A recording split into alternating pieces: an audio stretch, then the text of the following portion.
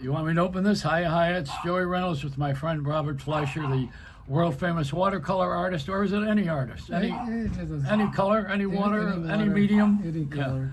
So he's the medium rare friend of mine. And we're holding the mic, we're sharing the microphone because this is, Shotgun Tom from XM Sirius.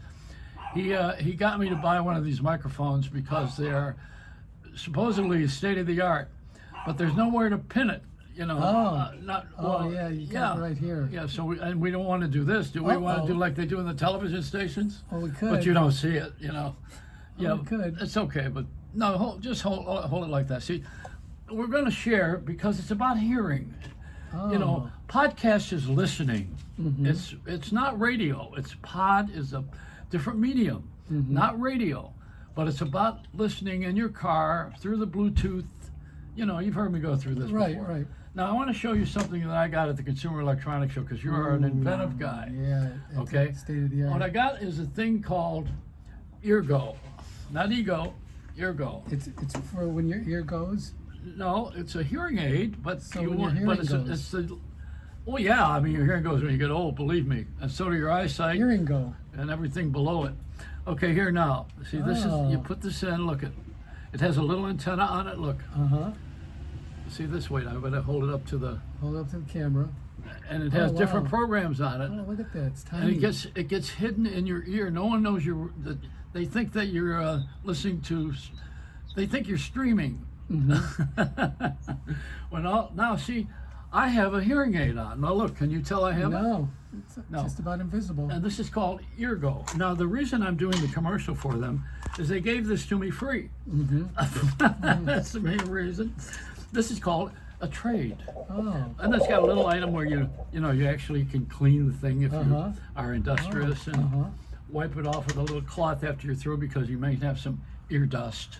Earwax. Yeah, earwax. And then the charger, of course, Now, these things, isn't this great? Look at it, it's got different sizes. Hold that up to the camera. Oh yeah, different sizes for the ear, depending on your ear size. The world is waiting. Well, that's a Les Paul song, For the Sunrise, It says right? There. Yeah, it says the world is waiting. That's what it says. Must be. See, Les Paul wanted to invent a hearing aid that would kill the background noise, but having a conversation with you, a natural sound. He and Amar Bose, Bose speakers, they were friends, both inventors, and neither one of them was able to achieve this. You've heard the story where I went out with Les and he had a hearing aid. He hated it. He didn't want to use it because he said it's annoying. First of all, everybody knows you got one. This one you don't see. Yeah, and plus he's sound sensitive to all the, ambient sounds. Well, and the hearing aid sounded like crap because it made you pick up all the surface noise and the background noise, and it looked like a cashew nut. It was like so we were out one night we went to a bar that has free food. Les loved that. Because he only left $150 million and wore Payless shoes. But let's not talk about money. But that's Depression era thinking. Oh, hey, wasn't it? My dad was like that. Well, he was not, but he wasn't partners with Bing Crosby, who tortured his children with money. So that's a whole other story. We won't tell that now. No. So Les has got the hearing aid, right? And he I hate this goddamn thing. He could say that. And then he put the hearing aid down on the counter and he was throwing it down. He says, I gotta invent something. Meanwhile, there was a bowl of peanuts and mixed nuts, and he almost ate the cashew and almost ate his hearing aid. No. Yeah. He would have, yeah. Talk about going nuts. So that's it. That's my Les Paul's here. Now I'm wearing it, see? I can't see it. No, and isn't it cool? And it sounds good. I hear every word I'm saying. It's good. And I hear. See, now this here is a natural sound. I can hear myself chewing, if I with the other one. The other one it picks up too much noise, too much sound, too much sound. Right. This one here this is selective hearing. It's what most married people will love to have. Right. They want selective hearing. Sound activated. Yeah, and working for somebody that doesn't annoy you would help a lot. That's good. Yeah. That would be good. Yeah. So you don't have a hearing issue. No. I have a little tinnitus or tinnitus. You got what? You put the mic a little I, closer to you. I got a little tinnitus or tinnitus. Yeah, you got to put the mic a little closer to you because I'm louder. Oh, okay. Well, I can hear it. oh, yeah, but yeah, no, this is going to be an interesting Reynolds wrap because it's a handheld microphone. I thought it already was. It always No, is. all right, now, is this more important than a phone call to the Ukraine? At this moment, probably not. We want to avoid a European war. I don't think anybody should ever war at all in any country for any reason. I think the war in the family is overrated. Well, today is February 12th. You know what that is? This is Abraham Lincoln's 215th, I think, 215th or 218th birthday. Honest Abe.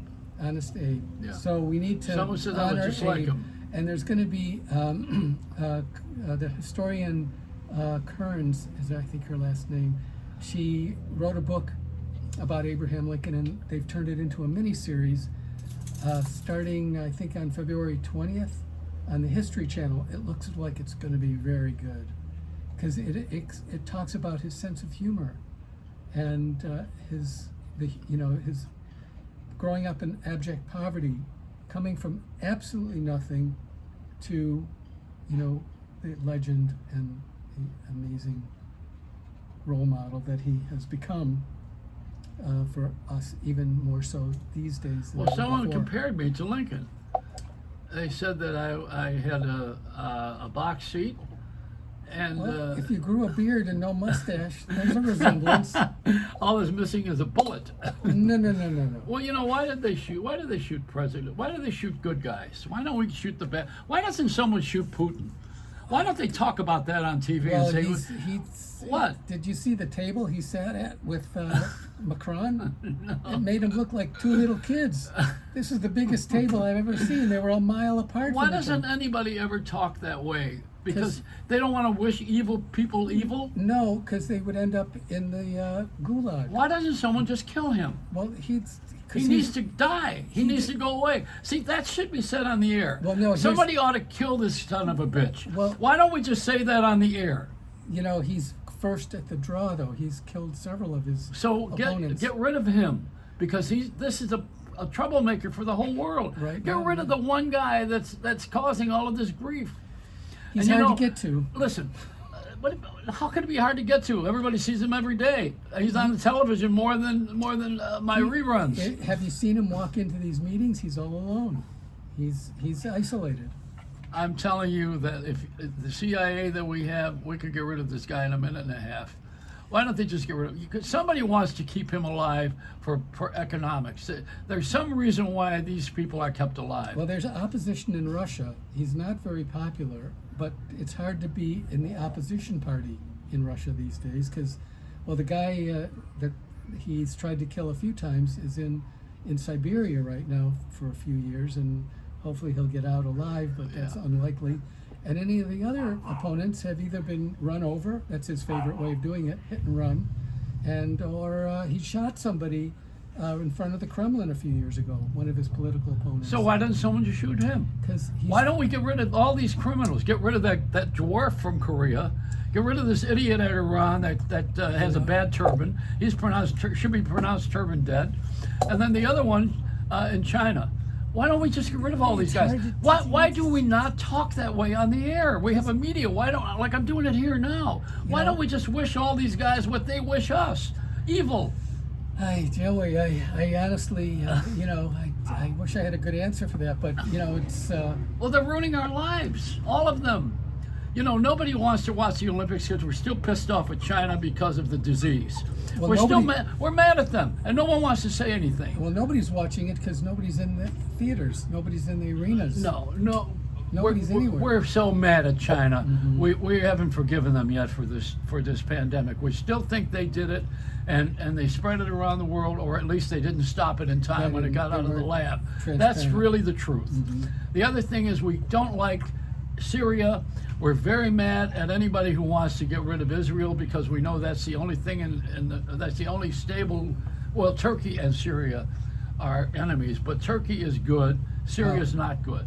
Erdogan is Well, he's doing away with democratic. Well, it used to be a norms. moderate Muslim nation, and, and he's moving it in another direction. That's right. And you know, all these things are caused by religion. And power and Do you ever see a mean pope? there were some mean popes. Not now. No, but there were. One got out of the way and had to apologize for all the priests doing the things with the little boys that they were doing. Man. So this one, he just apologized for that. And But he didn't really.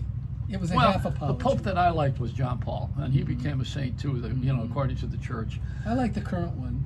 Well, I like him, he's okay. But you know, I took my daughter to the Vatican. She was not raised in the Catholic Church, and I took one of my daughters, I took her to the Vatican, and I said, boy, look at this. And there was, John Paul was in the catacombs down in the bottom, you know, and they had this beautiful display of his tomb.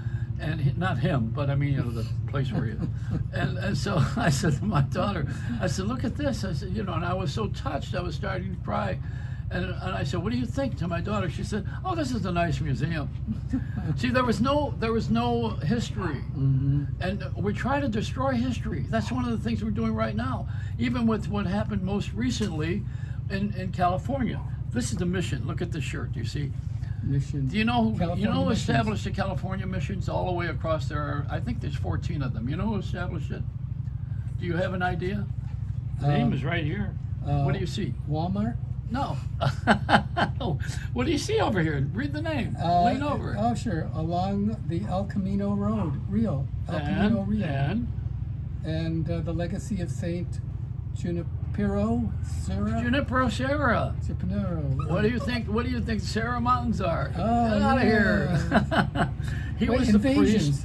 He was the priest that was accused now, these days, of being mean to the Indians. That's right. Like we were never mean to the Indians, Well, Columbus. Right? Here we go. But see, we want to take everybody down so that we can feel we don't have to handle it, and then we don't have to offer any apologies or forgiveness. But most people want to start where we are and not go back. So we erase history. We got rid of the statues. Well, the correction of history. A lot of what we've been told and taught is not as exactly accurate. We've had our own narrative that we've lived by, but now there's, you know, with all the information that's available, everything's available now instantly, and there are many. There's always three sides to a story. There's the heads, the tails, and the edge. Why do you not want to put that mic close to you? Because I think it's going to pick up all of both of us. No, your voice is lower. I'm telling you, I have my hearing aid on. I got my Eargo. Your ear is going. This ear's got to go. It's going. No, I think that we have to correct history rather than just hang on to the narrative. You got Mary the dog. Now, don't hold the mic near the dog. What'd you do that for? Well, she might say something, right, Mary? If that dog says something, I'm her agent. Get out of here. Hey, Mary. Yeah. You can hold the dog up. Go ahead. I'll hold the mic. Okay, You want to show this Come here, beautiful. Mary. This is a rescue dog. She Bob, wants to get into this. tell about how you rescued the dog. Come on. Well, she came to me speaking words of wisdom. Her name was already Mary, and wait, that sounds a little Beatlesque. she had a rough beginning. Yeah. Born into a puppy mill, adopted by a family that was pretty chaotic, a lot of trauma, a lot of drug abuse, attempted suicide, yelling and screaming. Not the dog. No, but she was only 4 to 7 months old at the time. I got her when she was 7 months old. The mom of this family did a good turn and just gave her to me. I told her I would take, it was like taking in a blind date to live with me.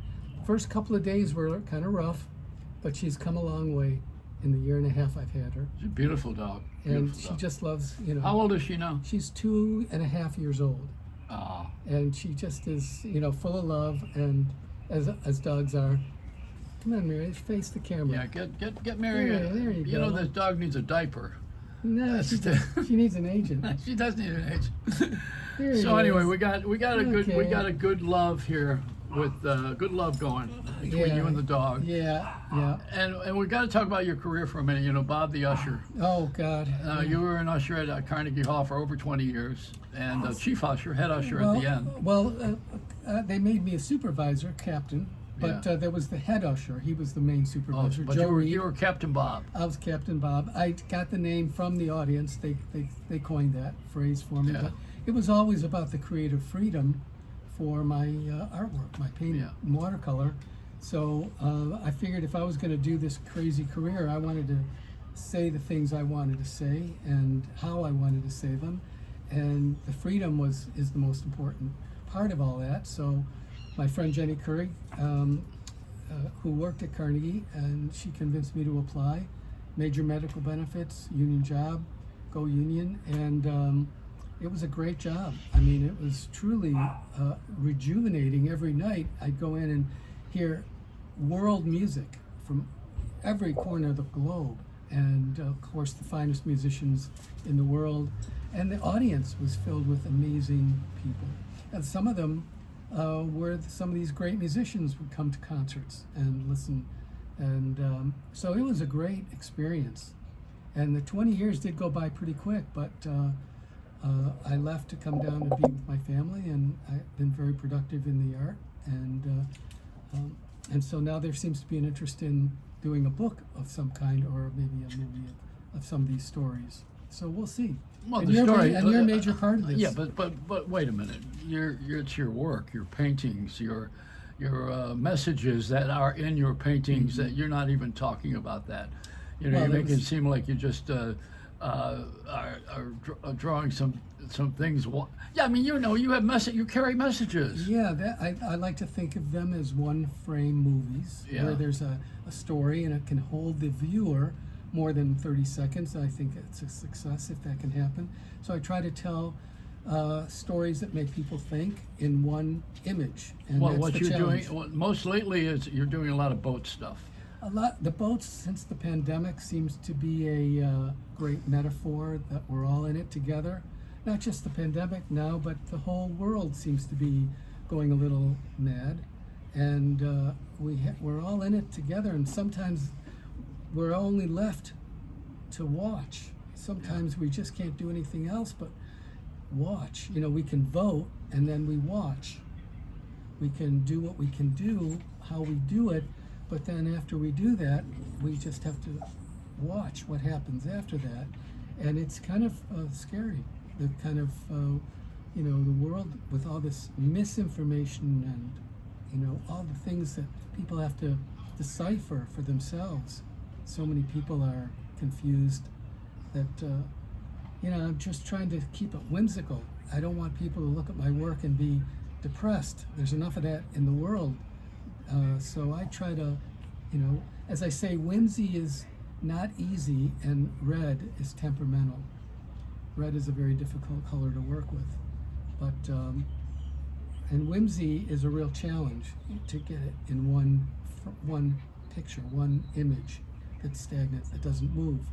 So that's what I get a charge out of. And the water mixed with color is more of a conversation because water keeps moving. After you put it down, as it dries, it doesn't sit still. Oil, you push it around until you're done pushing it. Water is more of a conversation. And mixing it with just the right amount of pigment changes the way water moves. So, and there are no mistakes allowed with watercolor, like you can paint over with oil forever. With watercolor, you got to get it right on the first shot. You got to get it right. So a lot of it's done in preparation. A lot of it is done in the preliminary drawings and getting the idea down and tweaking the idea while in the preliminary drawing phase. Because once you start with the watercolor, you're pretty much locked in to what happens, the way it works, the way it lands, and the way it dries.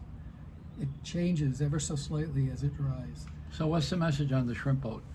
The shrimp boat is, again, just to have fun. It's just you know, it's a whimsical idea. It's an old shrimp boat that is decrepit. No Beatles. No, well, No Jimi Hendrix. but there's music. No Glenn Campbell. There is music. My good buddy Augie Fritsch and Brandon. Oh, I know both of them. Oh yeah, I know. We're all invisible right now, but they're great musicians, and I'm putting myself in this one just to keep myself amused. So what does it say? It says just have fun, even if you're in a decrepit old shrimp boat. Just have fun. Well, you think that shrimp boats are first of all, it represents something. A boat is something you can't get out Right. of unless you are going to swim. You either jump off or it has to dock, I think is that too close? It's you have to get off of it one way or the other, but you're on the boat until it docks, or you jump overboard and swim, which most of us don't want to do. So you just make do with what you got. As Teddy Roosevelt said, and I think Oprah's favorite saying is, do what you can with what you have from where you are. And that's the best advice any of us can have with any endeavor that we don't always have everything we need to do it right, but you just have to start with what you have from where you are and just go from there and do the best you can. Saint Oprah. It was her, but I think it was Teddy Roosevelt that originally said it. But she adopted that, and I heard it from somewhere. I heard it, and then I heard Oprah say that it was one of her favorite sayings. So Yeah. do what you can from where you are with what you've got. I like that. That's a very wonderful thought. It's what you do with the Reynolds wraps. I do. In the bird cage here. We are in the bird. That's right. The bird is not here. Because the dog of the dog is here, and Mary loves the bird. yeah, too much. A little too much. Too much love. A little bit. She would knock over the light stands and the camera, and she would knock. So yeah, the bird is in the other part of the house. Can you imagine having a world where we have too much love? No. We don't have enough. Where's that song? What the world needs now? Yeah. Yeah. All That's right. what the Beatles were always. Well, I know. That's why we like John Lennon. And He says, imagine and this, Paul imagine and that. George. And, yeah, Well, you had to imagine it because it wasn't here. Ringo's always saying, love, peace. Why do we pick on poor Ringo?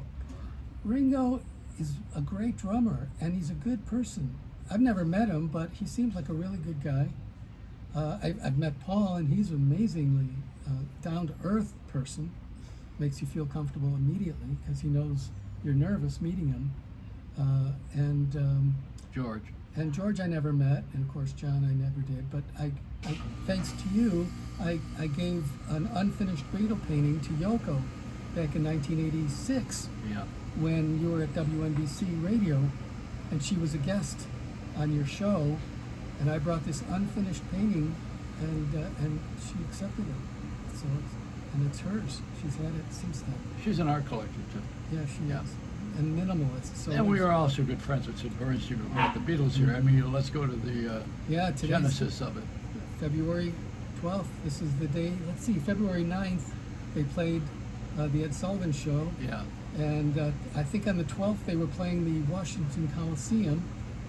Oh, no, it was Carnegie Hall. Carnegie Hall. It was the 10th. They came back and played Carnegie Hall on the 12th. Today's the anniversary. You weren't an usher then. No, but I've seen the photographs of it, and they had people sitting on stage. They had sold stage seats. Oh, So yeah. the Beatles are surrounded by people on stage sitting behind them, and there's a couple of cops on the stage, and there's somebody with a 9 or an 8mm movie camera, and they've been looking. The archivist of Carnegie Hall has been looking for that film, and they don't know it. They haven't found it, but somebody's got an 8mm film, if it still exists, from behind the Beatles on Carnegie Hall stage, filming that concert. But you couldn't hear anything anyway because the girls were screaming. But it's a great photograph. It's a grainy photograph. I don't know. It looked like it was taken from the first or second tier, An 8mm has no sound. and probably no sound to it. Yeah. Right. So But- you don't have to hear that screaming. right. It would just be they're moving around. I for years as a disc jockey, when they were in person somewhere, you would never hear them anyway. Yeah, no. And my sister saw them at Olympia in Detroit, at the Olympia where they played hockey, and you couldn't hear them there either. No, you don't hear them. And all you see was flashbulbs. It was like a strobe light. And the Sid Bernstein concert at Shea Stadium, there's some film taken by somebody that went to the concert showing Aspinall, their road manager, rolling out the amplifiers to second base. he was the only guy that was, handling the equipment. It was so primitive back then that there was no real PA system. It was just going through the mics, in through the amplifiers, and into the PA system of the stadium, which had to be awful. But they've digitally been able to remaster that concert so you can hear it again. I wish Sid was still around. That would be something to get his views on it. Well, Sid didn't care about the Beatles. He cared about chocolate. He Eating. went to the John Lennon Yeah. Well, I mean, every time Yeah. Sid would go over to Liverpool, and he'd come back, and I'd pick him up at the airport, and I said, "How was the trip?" He says, I found this great chocolate." Never about the Yeah, concerts or the yeah. Beatles or about John's mother or anything. It's always about the Yeah. candy. Eating with you and Sid at the Second Avenue Deli or wherever, Yeah. like to go tasting something. Every week. Let's go taste. Let's get something to taste. He took a half hour just to Yeah, no. savor. Anyway, we've had a great life. Yeah, so- Sid Bernstein and I together, we had a great life. We never argued. Do you know that? Well, how could you argue with Sid? He was the most soft-spoken, gentle human being Yeah. around. I mean, I have photos of you and Sid at the dedication at Strawberry Fields with Yoko and the mayor of New York City, and when they planted a tree, some trees in Yeah. honor of John Lennon. and Yeah. Strawberry Fields. Yeah, yeah. So, And I had an Armani suit on because from Bloomingdale's, where I sold my cheesecake, yeah, and the guy who cheesecake. was the head of the company at Bloomingdale's, David Fisher, loved the Beatles. He used to take his kids over to England. We all, we've all had wonderful lives with Right. all of this stuff. It's all been centered around peace. right, 58 years ago. But you see, none of this, what we were talking about, has anything to do with tearing down statues, with history being destroyed, with anger. It has to do with a positive thinking and love, and even talking about with Oprah. I mean, we're talking about things that are meaningful and positive. What happened to that on the I air? think you just have to. Well, it's a. I don't know how that all works out. That's the trouble we're in. Part of the trouble that we're in Yeah. is that we're not doing enough of that. Well, we we need put- more Mr. Rogers and. Well, we don't even have him. Right. Not more. You don't even have him at all. We need to really get rid of this news stuff. They read the news blotter. They judge people on the air instead of waiting for the courtroom trial. And we've made America a jury and a Right, judge. right. Well, and also the local news is in every city. I think is like the police blotter. Yeah, it That's is. all it is. You get 20 minutes of what Crime. of what It's all the police. crime. Yeah. All they do is follow the police radio. And I think people are so used to seeing it on a small screen that in real life, when something happens, we're numbed by it. We say, oh yeah, they think you could change the channel when something happens to someone in Right. real life. And there's just too many guns on the street, too many guns everywhere, and it's part of the problem too. And everybody's got their own views on it, and everybody has their own opinion, and that's part of democracy. Well, it's the age of communication where everything is fast. Too fast. We don't slow down enough, which is, again part of the. Yeah. So my new book, Getting Putin. Put in. To put in. See, I talked about him. See, that makes him. That's what. He loves that. I know. You know what you do with a spoiled child? You ignore him. That's right. Well, he's 130,000 troops, tanks. To be ignored. Missiles. To be ignored. I don't know how the people of Ukraine can just go on, but they're going on. They don't want their economy to collapse right now, and they're just taking it better than the rest of the world is. I think Europe is on edge. I mean, my dad flew in a B-17 over Europe for the whole duration of the war, and I don't know what he would think of what's going on now, but it's definitely frightening. Well, it's funny how the word Auschwitz. You know what it sounds like? Oh shit. Yeah. Well, my dad liberated Buchenwald. I know. 15 minutes after the Germans left. Yeah. The gates were open. The people left standing around they didn't know where they were, and the other Allied troops captured the commandant and his wife, and the other soldiers that the other SS guys that manned the prison, but my dad stayed there and helped clean up, and was there when they had the citizens of Weimar come and see for themselves what the Nazis had done. So that's another thing, is the rise of that whole mindset is rearing its ugly little head these days too. So. Well, But that's why it's important to have fun and Yeah, enjoy I mean, yourself with now your we're- Reynolds wraps and we got into a real serious moment Yeah, here. real serious. But we should say that we are positive that things are going to get better with the new kids on the block. I think I love the children. I think they need to be taken away from these ridiculous screens. And actually, on the good side, I think that we ought to have the Ukraine and the Russian war on video. It should be on Xbox and have those kids kill all of those bad guys. it's almost that way. Doesn't that sound terrible to say? Well, all the soldiers have cameras on their helmets, and so Yeah. we can watch it now in real time. Do It's that? really they can do that. Yeah, that's what when they got Bin Laden, they were watching it in real time, and in this last raid with this other guy, the guy that they just got. They were watching it in real time. Is there pay TV for this? You got to pay to watch the Ukraine and I think you got to Russian be war. in the skiff to do that. Yeah, So somebody's charging. I bet somebody's going to get money off of this. yeah, it's really something. It's really a something. world of money. The power Yeah. of money, right? It's the power of And my ergonomic.